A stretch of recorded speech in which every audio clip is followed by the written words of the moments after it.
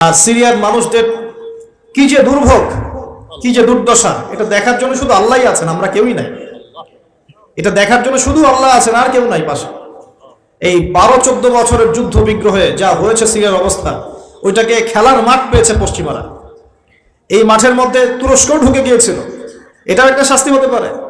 ন্যাটোর সাথে ঢুকে সেও এখানে হামলা চালিয়েছে, এটাও হতে পারে, আল্লাহ ভালো জানেন। সিরিয়ার মাজলুম শিশুদেরকে আকাশের নিচে রাত কাটাতে হয়, 3 দিনে একবার খাবার পায় তারা। একই অবস্থা ইয়েমেনেও আছে। ইয়েমেনে যে বলা হয় যে 5 থেকে 6 লক্ষ মানুষ মারা গেছে বিগত গৃহযুদ্ধে 2010 সাল থেকে। আর সেখানে যতজন মানুষ মারা গেছে তার মধ্যে 60% হচ্ছে বাচ্চা। তো এই বাচ্চাদের কি দোষ ছিল?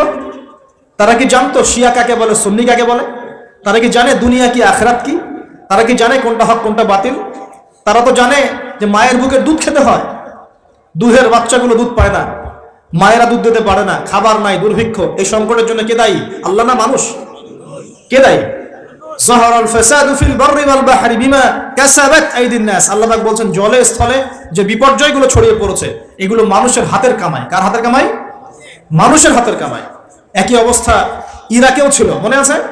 সাদ্দাম হোসেনের কাছে পারমাণবিক অস্ত্র আছে বলে কত নাকি করা হলো, করে লক্ষ লক্ষ মানুষকে মেরে ফেলা হলো। পরে বললো আমরা সরি, আসলে সেখানে কোনো অস্ত্র ছিল না, we are sorry for that. তারা বলে দিল আমরা এর জন্য সরি, ব্যাস লক্ষ লক্ষ মানুষের রক্তের ঋণ শোধ হয়ে গেল।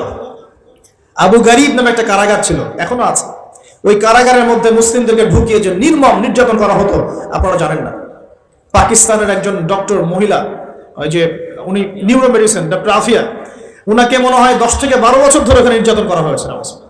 আপনার বোনকে যদি একবার কেউ খারাপ নজরে তাকায় আপনার কেমন মনে হয়? আপনার মায়ের দিকে যদি কেউ একবার খারাপ নজরে তাকায়, একটা খারাপ মন্তব্য করে, আপনার কি মনে হয়? আপনার স্ত্রীকে যদি কেউ একটু গায়ে টাচ করে চলে যায়, শ্লীলতাহানি করে, টিস করে, আপনার কি মনে হবে? এরকম লক্ষ লক্ষ বোনদেরকে আমাদেরকে এরকম ধর্ষণ করা হয়েছে দিনের পর দিন। গ্যাং রেপ বলে, গ্যাং রেপ মানে একসাথে 10 জন 12 জন মিলে আমাদের বোনদেরকে ধর্ষণ করেছে। মুসলিমরা তো বললাম না, মুসলিমরা পড়ে আছে ওঠেন বসেন নিয়ে, মজা টল এগুলো নিয়ে। সারা বিশ্বে যা হচ্ছে মুসলিমদের সাথে, যদি আমরা সত্যি জানতাম শান্তিতে ঘুমাতেই পারতাম না, আমাদের ঘুম উড়ে যেত চোখ থেকে। বেশি বললেও সমস্যা, বেশি করলেও সমস্যা, কাকেই বলবো, কে বা বুঝবে? দেখা যায় এমন অনেক সময় হয়েছে, অনেক ভালো ভালো নেতা সমাজে এসেছে, আসার পরে জনগণকে বুঝিয়েছে, জনগণ বলেছে ঠিক আমরা তোমার সাথে আছি। যেই সেই নেতার উপর কোনো বিপদ এসেছে জনগণ নাই, কাকে নিয়ে কি করবে না, আর কার সামনেই বা কি বলবো? আমাদের প্রত্যেকটা জেলা বলেন, থানা বলেন, দেশ বলেন, আনাচে কানাচে নিবেদিত প্রাণ মুসলিম ভাই তৈরি করতে হবে, যারা কাজের মানুষ, ঝোঁকে চলে না, আবেগে চলে না, ইস্যু পাগল না, আবেগে চলে না, কাজের অ্যাক্টিভ কিছু মানুষ দরকার, যারা শিক্ষিত, এডুকেটেড, যারা পরিস্থিতি বোঝে, যারা হিকমা বোঝে, যারা নিবেদিত প্রাণ, যারা অর্থ কোরবানি করার মানসিকতা রাখে, শিক্ষা প্রতিষ্ঠান গড়ে তোলে, সোশ্যাল ওয়ার্ক করে, একটা জনসংযোগ যারা গঠন করতে পারে, এমন কিছু মানুষ আর নেতা আল্লাহ আমাদেরকে দান করুন বলে আমি। এভাবে একদিনের মাহফিল বলেন আর ওই ইস্যু পাগল কোন ইস্যু নিয়ে লাফালাফি করে উম্মার বিজয় হবে না। আমাদের সবাইকে যার যার জায়গা থেকে কনস্ট্রাকটিভ কাজ করতে হবে, সবাইকে এফোর্ট দিতে হবে। শুধু একজন দায়ীর দায়িত্ব না, একজন আলেমের দায়িত্ব না, আপনারও দায়িত্ব আছে। তো আপনার দায়িত্বটা আপনি ঠিক মতো পালন করেন না কেন? নামাজ আপনার দায়িত্ব, কোরআন তেলাওয়াত করা শেখা আপনার দায়িত্ব, দিনের জ্ঞান শেখা আপনার দায়িত্ব, জ্ঞান প্রচার করা আপনার দায়িত্ব, আদর্শ পরিবারটা গড়া আপনার দায়িত্ব, হালাল খাওয়া আপনার দায়িত্ব, উম্মাকে নিয়ে ফিকির করা তো আপনার দায়িত্ব। উম্মা কি শুধু আমার, আপনার নয়? উম্মা কি শুধু আলেমদের, আপনাদের নয়?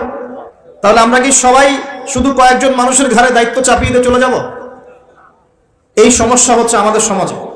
বিশ্বাস করেন, যদি সবাই একসাথে ঐক্যবদ্ধভাবে ঈমান ধরে রাখতে পারতাম, কোনোদিনও কোনো জালেমের সামনে আমাদেরকে মাথা নত করতে হতো।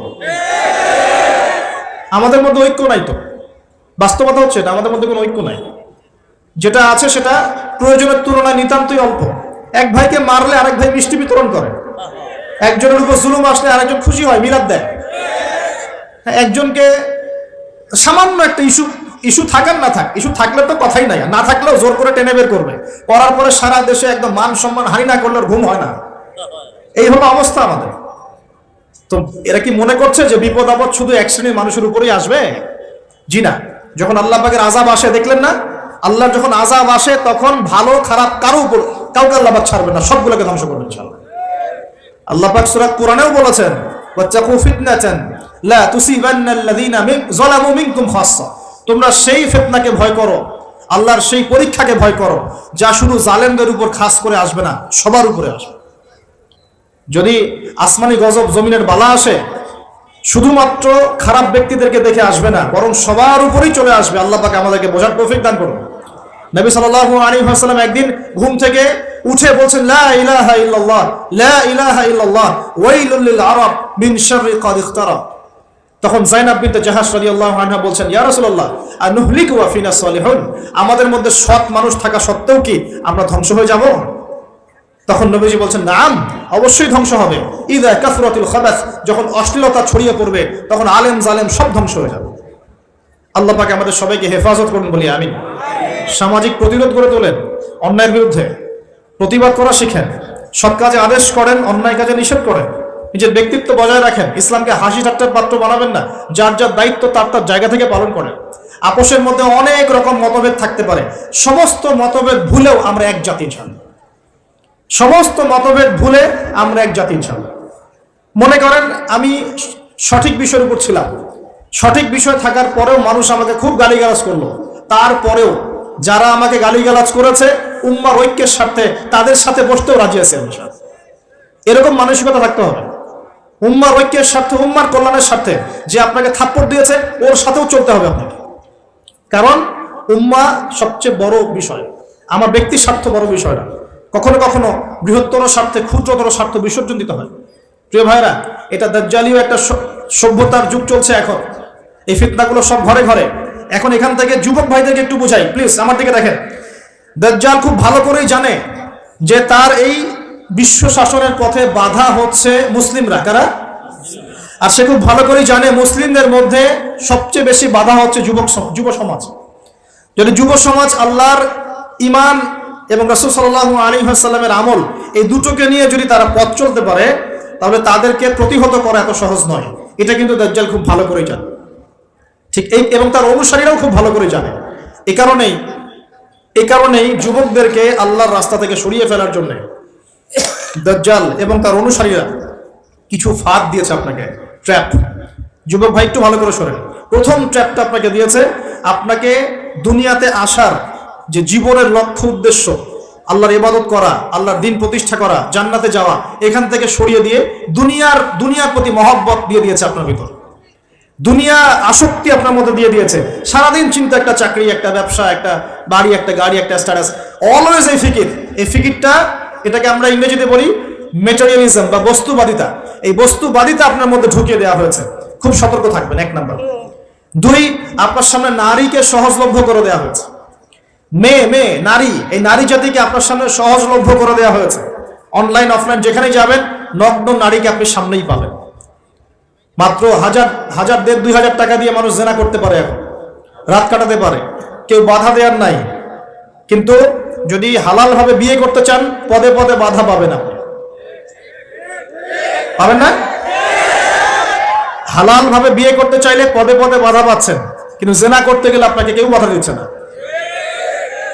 একটা ছেলে চাইলেই হোটেলে রাত কাটাতে পারে এখন, আর এখন ফ্রি মিক্সিং এর যুগ, আর ছেলে মেয়ের অভাব মেলামেশা। বিয়ের আগেই দেখা যায় ছেলেরা মেয়েদের স্বাদ ভোগ করে, মেয়েরা ছেলেদের স্বাদ ভোগ করে, এবং এই পরিসংখ্যান দিন দিন বাড়ছে বাংলার মাটিতে, বাড়ছে না? এটা আপনাকে আল্লাহর পথ থেকে সরিয়ে দেওয়ার জন্য মহিলাদেরকে অস্ত্র হিসেবে ইউজ করা হচ্ছে। খুব খেয়াল রাখবেন, আল্লাহ পাক বোঝার তৌফিক দান করুন। 3 নাম্বার, আপনার সামনে দারিদ্রতা, বেকারত্বের একটা হতাশা দিয়ে দেওয়া হয়েছে। দারিদ্রতা, আমার চাকরি হচ্ছে না, ক্যারিয়ার কি করবো, হ্যাঁ বেকার হয়ে থাকলাম, এইসব হতাশা আপনার মধ্যে ঢুকিয়ে দেওয়া হয়েছে। কোনো কোনো ক্ষেত্রে পরিবারগুলোও আপনাকে হতাশ করে ফেলছে। এত টাকা পয়সা খরচ করলাম, টাকা পয়সা দিয়ে পড়ালাম, হ্যাঁ ডিগ্রি সার্টিফিকেট অর্জন করলি, এখনো চাকরি করতে পারিস না, হ্যাঁ কবে বড় হবি, নিজের পায়ে দাঁড়াবি, এই যে মানসিক চাপ, এগুলোতে কিন্তু যুব সমাজ আস্তে আস্তে আল্লাহর পথ থেকে সরে যায়।